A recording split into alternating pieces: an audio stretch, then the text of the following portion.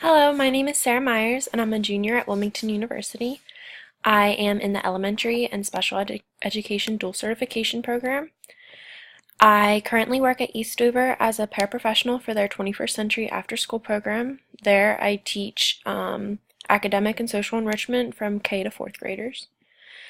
I also work at Lewis Beach House, the Children's Beach House in Lewis, where I'm a camp counselor on the weekends.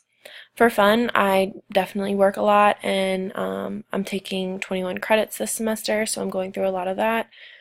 Um, I like to go shopping, and I have a twin sister who goes to the University of Delaware, so I go up there a lot as well. I currently live in Dover in my family home with my mom, dad, and my brother, who just graduated from University of Delaware this past year.